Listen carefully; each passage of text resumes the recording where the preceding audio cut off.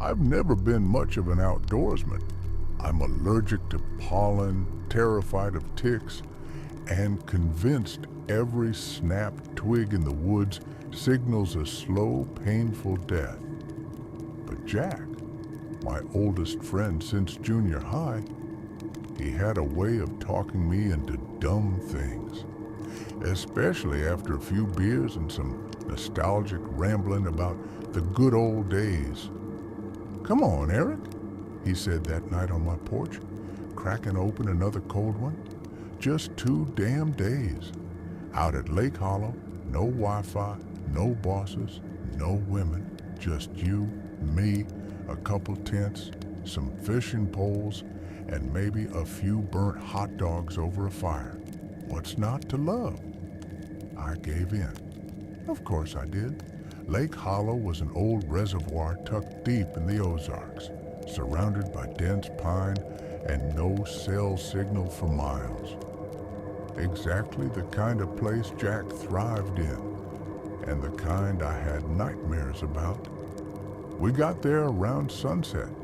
The air was thick like warm milk. The lake was unnaturally still, reflecting the darkening trees like a mirror stretched taut. It felt fake, like the whole place was holding its breath. "Check it out," Jack said, pointing to the far side of the lake. Not a soul in sight, like the world just paused for us. We pitched our tents near the shoreline, grilled some sausages, shared a bottle of whiskey, and I actually started to relax. I even joked, "If your plan was to freak me out, congrats. This place looks like the opening scene of a horror movie." He laughed, poking at the fire with a stick. "Relax. I'll die first. That's how it works. The charming friend with poor decision-making always bites it first. You'll run off and tell the story." "Comforting," I muttered. We stayed up swapping stories.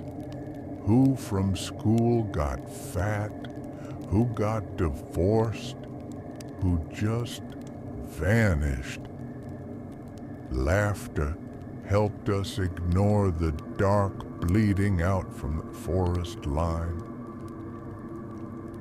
I woke to a sound, a wet, rhythmic squelching, like someone dragging a soaked towel across the mud, inching closer. The clock on my phone read 2:43 a.m. My tent was stifling, the nylon walls beaded with sweat. Probably a raccoon, I thought, or maybe Jack staggering out to take a leak. But when I stepped outside, I saw something that made my heart go sideways in my chest. Footprints, bare, huge, and webbed. They started at the lake's edge and ended right outside Jack's tent. "Jack?" I whispered. His tent rustled and I heard a deep, congested snore. I crouched, unzipped the flap just enough to peek in. Jack lay motionless, face buried in his sleeping bag. Only the back of his head was visible. The snore was off, guttural, wet, like something was caught in his throat. "Jack?" I tried again, leaning closer. No response. My stomach turned cold. If Jack was here, who made those prints? I zipped the flap shut and backed away, trying to shove the panic down. Maybe he went swimming? Sleepwalking? But then I heard it. Eric. A voice from the woods, low, cracked, like someone trying to mimic human speech, but not quite getting it. I froze. "Jack?" I called out. "Eric, help me." Closer now, from between the trees. I flicked on my headlamp and stepped forward instinctively, but then stopped. Jack's tent was still behind me, and inside, that goddamn snore. "What the hell?" I muttered. "Who's there?" I shouted toward the woods. No answer, just a dry snap of a branch somewhere in the underbrush. I backed into my tent and zipped it up tight, curling into my sleeping bag like a kid hiding from the monster under the bed. I didn't sleep. I just listened to silence. Not even crickets, just silence and the sound of my own breathing. Morning came, eventually. Jack was making coffee like nothing happened. "You look like hell," he said, handing me a mug. "Didn't sleep? You don't remember anything? Last night?" He squinted. "Heard you stumbling around out there. Bad dream?" I stared at him. There was something wrong with his smile. It didn't quite reach his eyes. And he was holding the coffee mug like he wasn't sure how to use it. He sipped. Too slow. Too measured. When I asked if he remembered our trip to the Toket River our senior year, he paused. "Oh yeah, great trip. Fishing, right? We went in winter. The river was frozen solid." He grinned wide, too wide. Yeah, I meant the ice was great." Something snapped inside me. Later that afternoon he said, "Want to take a walk? I know a spot. Real interesting." "What kind of spot?" He smiled again. "You'll see. You have to see it." We hiked. I stayed behind him, watching every move. 20 minutes in, he stopped near a thick patch of ferns. "Here," he said, pointing, "just through there." "Jack!" He turned. His face trembled, like the muscles didn't quite know how to move. And then I heard it. "Eric, where are you?"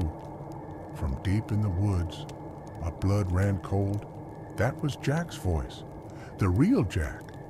I turned, and the thing in front of me smiled. Its teeth were yellow, crooked, too many of them. "You're not Jack?" It nodded. I was close, though, so very close.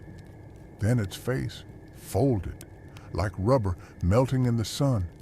It let out a shriek, high-pitched and primal, and lunged. I dodged, blindly swinging a branch as I ran. I didn't see the ravine. I fell, tumbling through brambles and into a ditch. My ribs screamed in protest. Before I could get up, 2 arms grabbed me, clamped a hand over my mouth. I flailed until I saw the eyes. Bloodshot. Human. "Eric? Oh God, it's really you?" It was Jack, the real one, filthy, half naked, smelling like swamp rot. "It lured me out last night, using your voice," he gasped. Next thing I knew, I woke up half buried in muck. It took my gear, my clothes. It became me. No time for more. We heard movement, thudding footsteps, branches cracking. It was hunting us. We ran. Adrenaline was the only thing keeping us upright. The woods tore at us. Thorns shredded our clothes. My lungs felt like fire. Behind us, a roar, long and hollow, almost mournful. Had it lost our trail? Didn't matter. We kept running. We found the truck, thank God. It was covered in prints, webbed, muddy, clawed. The windshield was smeared with algae. The hood dented like someone had danced on it. I fumbled the keys, hands shaking. The engine stuttered, then roared to life. We didn't speak as we bounced over the rough trail back toward the highway. Only once we hit the pavement did I finally whisper, "What the hell was that thing?" Jack just stared ahead, jaw clenched. "I don't know." And I don't want to know. I just want to get home, shower until my skin comes off, open that bottle of Blue Label I've been saving since my wedding, and drink till my brain forgets the whole damn thing. I nodded. Yeah, I could drink to that. He glanced at me, and for a second, I saw the old Jack again. What are we gonna tell our wives? We'll figure it out, he said, voice quiet. Sometime after the third glass.